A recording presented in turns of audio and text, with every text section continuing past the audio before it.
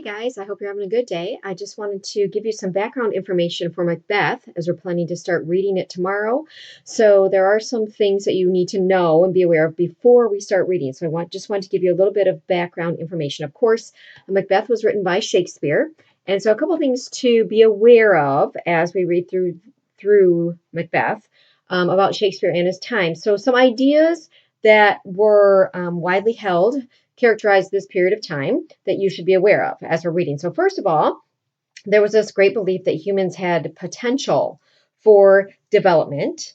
There was an idea that this world was preparation, that this world as preparation for eternal life, that was kind of questioned. People weren't sure that they really believed that there was going to be anything after death. And so that whole belief was kind of questioned. They just thought that this life, everyday life, was our opportunity to do things, and there wasn't possibly going to be anything else afterwards. This is also a time for heroes, as we talked about the tragic heroes. The ideal Elizabethan man during this time was somebody that could do a little bit of everything. He was an adventurer. He was a poet. He was good at fencing. He was a good conversationalist. So the ideal man was all these different things, and this was a time where they liked heroes. Marriages at this time were arranged, usually for wealth. So you didn't choose your spouse usually based on love. It was unless you're Romeo and Juliet and you go against what your family has planned for you. But usually the marriages were arranged. Women had a lower social status than men. Of course, women didn't vote or hold property or things like that. People were concerned over the order of things. They felt like everything in the universe needed to be in order. And if things got out of order, then that's kind of threw everything, would be upset and everyone would suffer if things weren't in the order of the universe that they needed to be in. And then also during this time, people felt that their rulers were God's agents. So they looked up to their kings as agents of God. So to kill a king was a very heinous crime, a very terrible thing to do. And that will be something that you need to keep in mind as we read through Macbeth. Notice Shakespeare's use of language as we read through. He wrote Macbeth, and most of his plays are written in blank verse. So remember, blank verse is unrhymed iambic pentameter. So you should feel that da da da da da da da da da da. As we're reading Macbeth, you should feel that rhyme scheme there. But there are a few instances where he has a change in that pattern. So whenever you see that, as we're reading through, if you see a change in the pattern, there's a reason for that. So just be aware of that change and try to look and see if you can figure out what that change is for. For example, the three weird sisters, and you'll meet those right away when we start reading tomorrow. They speak in rhymed couplets of unrhymed iambic pentameter. The porter, he speaks in prose at one point in Act 2. He switches and speaks in prose. Also, Lady Macbeth, the scene where she is sleepwalking, that is also in prose, which there is a reason when Shakespeare changes the language. So you need to be aware of that and watch out for that. He does use a lot of figurative language. And so remember, you're going to be keeping your list of literary devices. You need to find at least 10, your response journal, all those things you'll be doing for Macbeth that we've done in the past and keeping those in your portfolio. So Shakespeare's use of language, there will be a lot of figurative language for you, and I'll try to point some out as we read along. But he uses a lot of similes and metaphors. Act 1, your face is as a book. Act 2, the sleeping and the dead are but as pictures.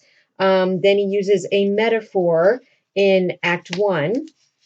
Why do you dress me in borrowed robes? Meaning, why are you giving me someone else's title? Is what he means by saying that. So, a lot of different metaphors in there. He also uses personification. He uses hyperbole. Remember, which hyperbole is exaggeration. In Act 5, all the perfumes of Arabia will not sweeten this little hand. So that's a little bit of an exaggeration, saying that all of the perfumes in the whole region of Arabia would not cover, the smell. And then understatement, definitely understatement used. This is a sorry sight in Act 2. It's a very sorry sight, and you'll see when we get there. So he uses those. He also uses motifs. Remember, a motif is a repetition of a certain theme. So there are certain themes that he repeats and develops throughout Macbeth. So the first one is the weather. You will see that whenever something bad is going to happen, you will be able to tell by the weather. Another motif or a repeating thing is trying to clean Duncan's blood from Macbeth's and Lady Macbeth's hands. They're constantly trying to clean their hands of the blood of the person that they've killed.